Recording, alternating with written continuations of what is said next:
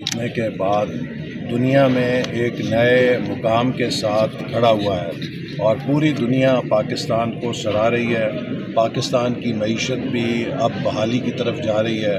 اب ہندوستان ایک زخمی لومڑی کی طرح کوشش کر رہا ہے کہ وہ دہشت گردی کے ذریعے اپنے اثاثوں کو سرگرم کرے اور ملک میں بد امنی پھیلائے۔ ہماری مسلح افواج بہت بہادری کے ساتھ اور دیگر سیکیورٹی اداروں کے ہمراہ ان کا مقابلہ کر رہے ہیں اور ہم ان کا کلا کما کریں گے انشاءاللہ تعالی، جیسے کہ ہم نے پہلے 2013-18 کے درمیان دہشت گردی کو ختم کیا تھا۔ تو اس وقت ہر محب وطن پاکستانی کا فرض ہے کہ جب ہم دہشت گردی کے خلاف جنگ لڑ رہے ہیں تو ہم متحد ہوں، پاکستان میں کسی قسم کا انتشار، فساد، بد امنی، بے یقینی پھیلانے سے گریز کریں۔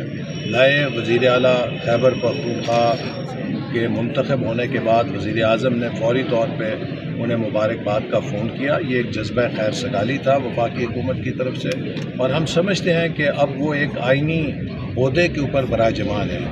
ایک جماعت کے کارکن ہونے اور ایک آئینی عہدے پر براجمان ہونے میں بہت فرق ہے۔ انہوں نے پاکستان کے آئین کا حلف اٹھایا ہے اور میں امید کرتا ہوں کہ وہ اپنی قومی اور آئینی ذمہ داری کے ساتھ ادا کریں گے، اور ہم چاہتے ہیں کہ خیبر پختونخوا میں جو ان کی منتخب حکومت ہے، ہمارا سیاست میں اختلاف ہو سکتا ہے لیکن ہم سب کا ڈاک خانہ پاکستان ہے۔ ہمیں پاکستان کے مشترکہ مفاد کے لیے مل کر کام کرنا ہے، اور ہمارے لیے تمام پاکستان کی وفاقی اکائیاں ایک جیسی ہیں۔ تو اس لیے میں امید کرتا ہوں کہ وہ کسی قسم کی ملک کے اندر ڈی اسٹیبلائزیشن کی سیاست کو فروغ نہیں دیں گے، کیونکہ ملک کو اس وقت امن کی ضرورت ہے، استحکام کی ضرورت ہے اور پالیسیوں کے تسلسل کی ضرورت ہے۔